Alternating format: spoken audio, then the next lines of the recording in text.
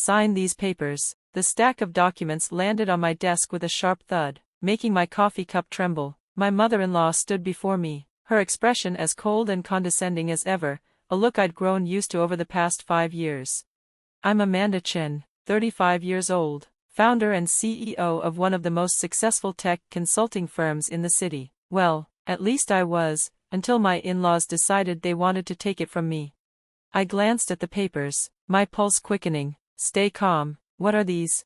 Transfer of ownership, Margaret said crisply. It's time you handed the company over to Richard. He has an MBA. You know, he actually understands how to run a business properly. Richard, my brother-in-law, the golden child who had never worked a single day in his life but somehow believed he was entitled to everything. I shifted my gaze to my husband, Tom. He stood in the corner, silent, always silent, 12 years of marriage, and he still couldn't stand up to his mother. I exhaled slowly. This is my company. I built it from the ground up. Margaret let out a sharp, derisive laugh. Oh, please. Everyone knows your grandfather gave you the seed money. You just got lucky. And besides, in this family, the men handle the business decisions. I clenched my jaw. My grandfather, he had passed away 6 months ago, but he wasn't just my grandfather, he was my mentor, my inspiration. Yes, he had helped me, but not in the way Margaret assumed. I won't be signing anything, I said, my voice steady. Margaret smoothed her designer blazer, her manicured nails tapping impatiently against my desk. You ungrateful little, do you have any idea how much we've done for you? We welcomed you into our family despite your background. The least you could do is show some appreciation. Background, a pointed reminder that I wasn't one of them, that I was half Chinese, middle class, an outsider in their elite social circle. Mom, Tom finally muttered, his voice hesitant, maybe we should discuss this at home. No, Thomas, Margaret's tone was sharp, I've had enough of your wife's arrogance. Either she signs, or what? I challenged. Her lips curled into a smirk, or we make sure everyone knows the truth, about how you really got your start, the money from your grandfather, the connections we provided. Do you honestly think your biggest clients found you on their own? They're our friends. I almost laughed. If only they knew. Before I could respond, my office phone buzzed. Mrs. Chen, Mr. Harrison is here. He says it's urgent. Perfect timing. Send him in. The door opened, and in walked James Harrison, my grandfather's lawyer. His leather briefcase was tucked neatly under his arm, his expression unreadable. Mrs. Chen, he said, I apologize for the interruption, but it's time. Margaret's eyes narrowed. Time for what? The reading of Gerald Chen's final will and testament, the real one. Tom stiffened. What do you mean, the real one? I stood, smoothing my skirt. You see, the will that was read 6 months ago wasn't complete. My grandfather had a second will, sealed until today, exactly 6 months after his passing. Mr. Harrison placed a thick envelope on my desk. Shall we begin?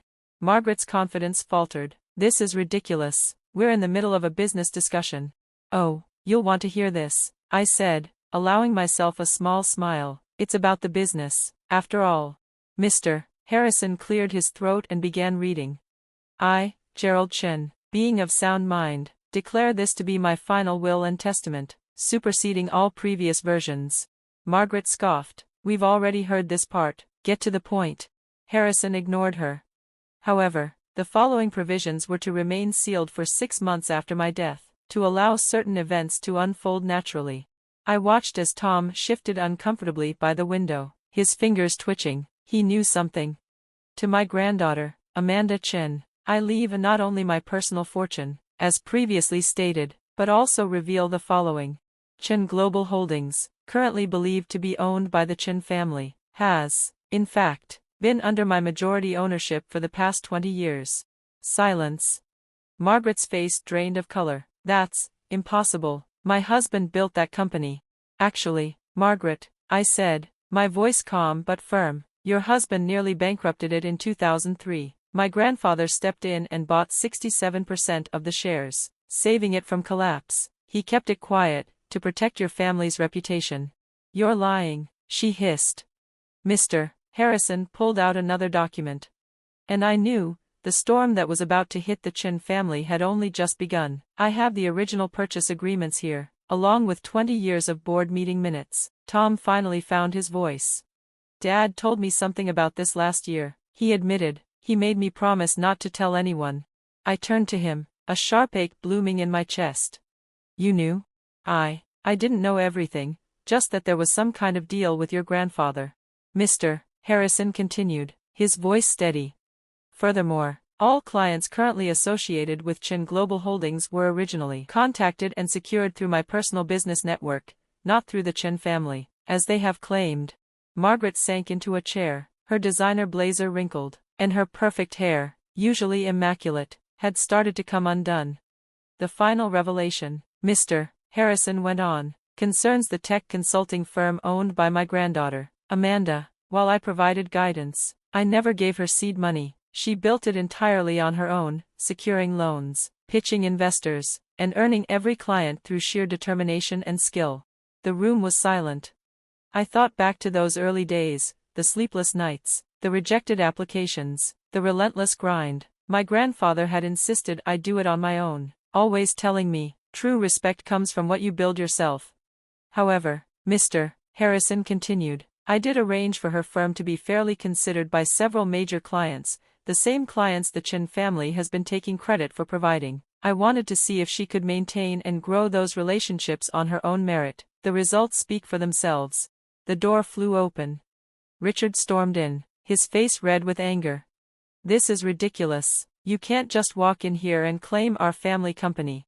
I met his glare with unwavering calm. The ownership documents prove everything. Your father has known the truth for 20 years. Richard shook his head violently. Dad would never.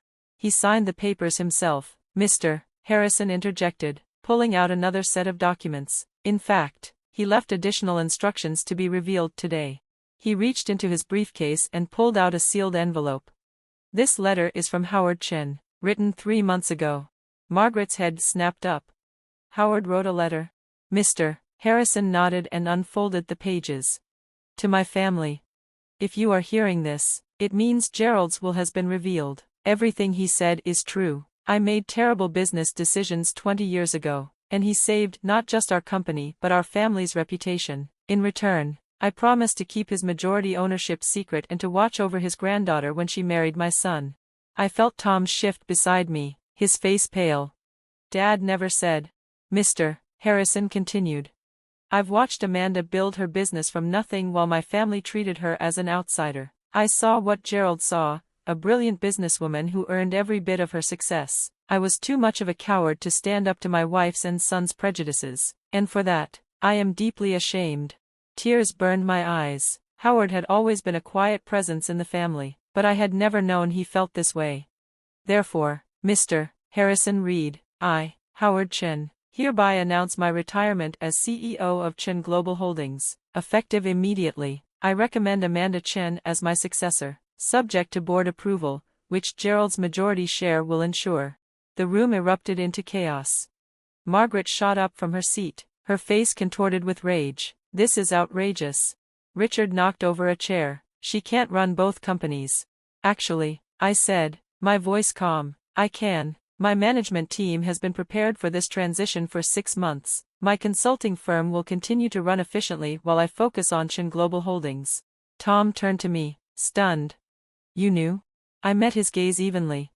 The day after my grandfather died, I received a letter explaining everything. He wanted me to wait, to let the truth come out on its own, to see who in this family would show their true colors.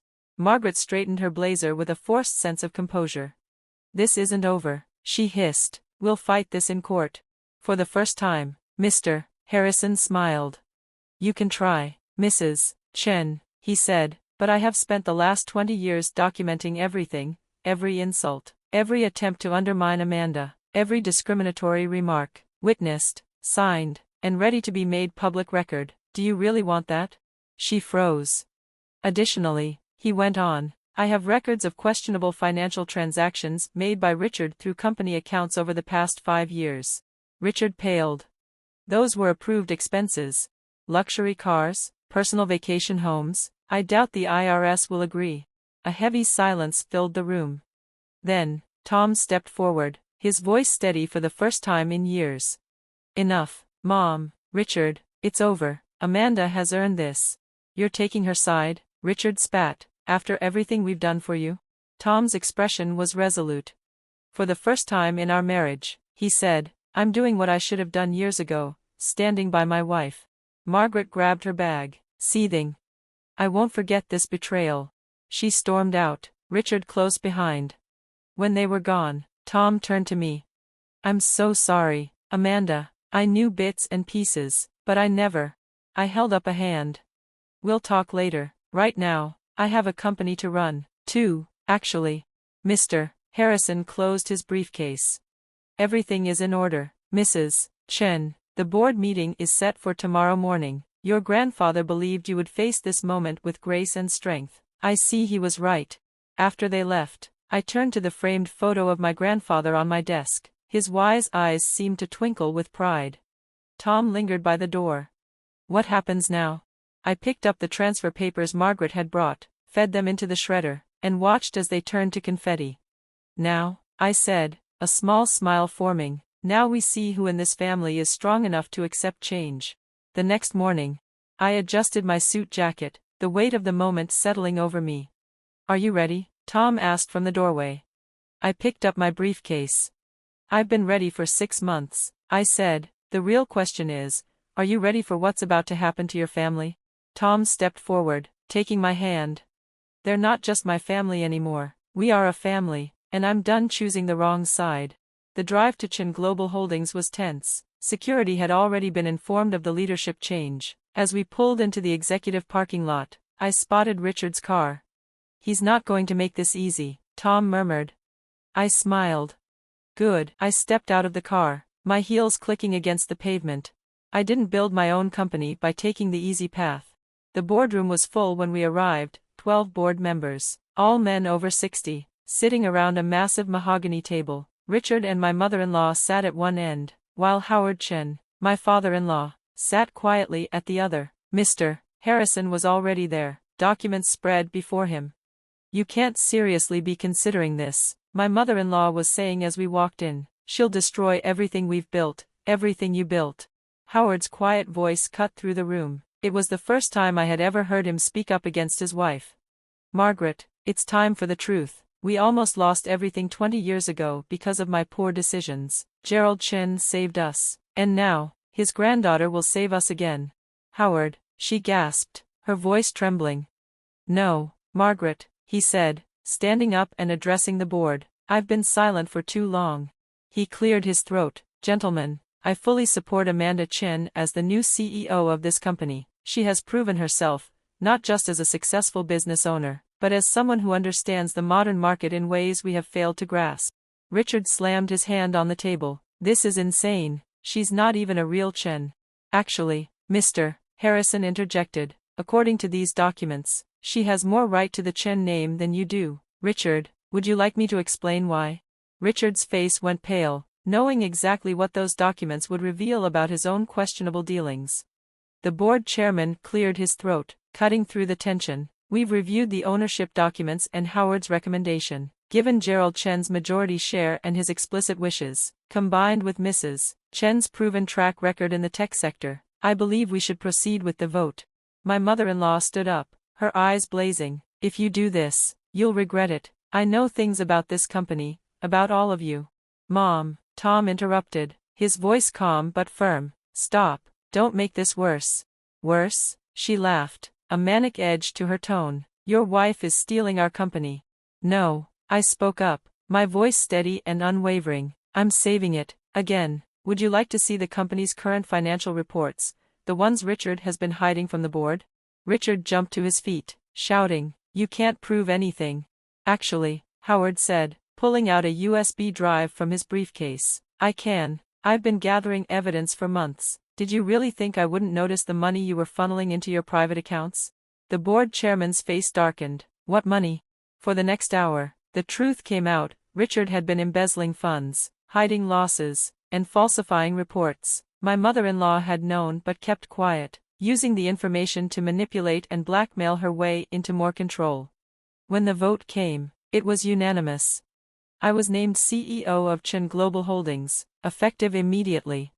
One of the board members spoke up, his voice laced with disgust. "Your first act should be calling the authorities." I shook my head, my decision already made.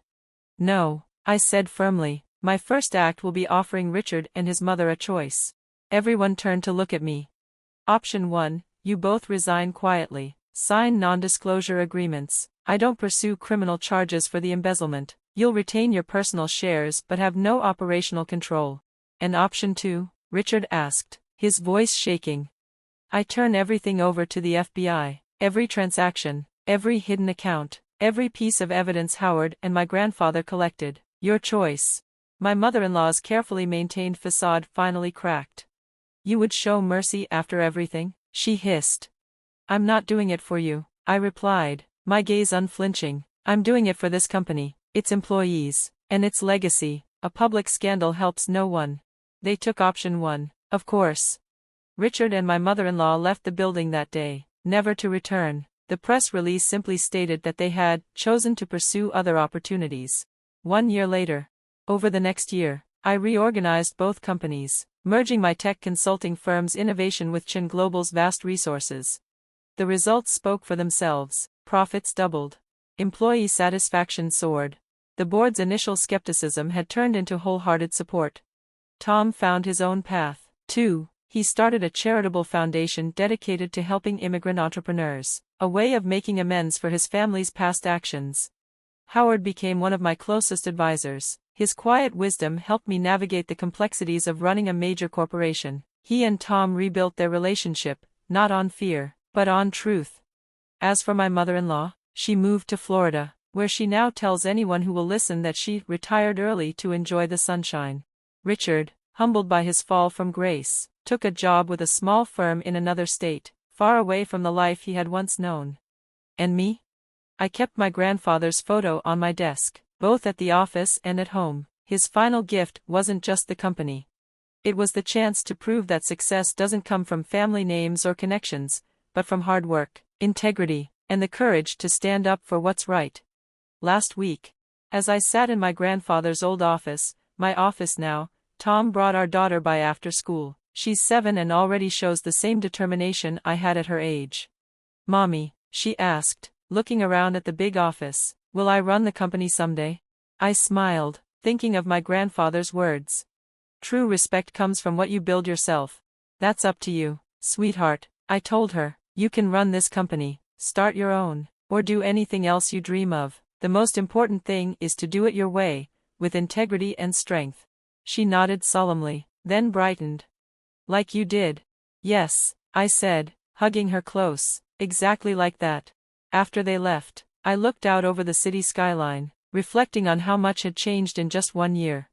Sometimes, the hardest battles aren't fought in boardrooms or with lawyers, but within families, where love and duty clash with truth and justice. But in the end, the truth always comes out. And when it does, you find out who really deserves to be called family.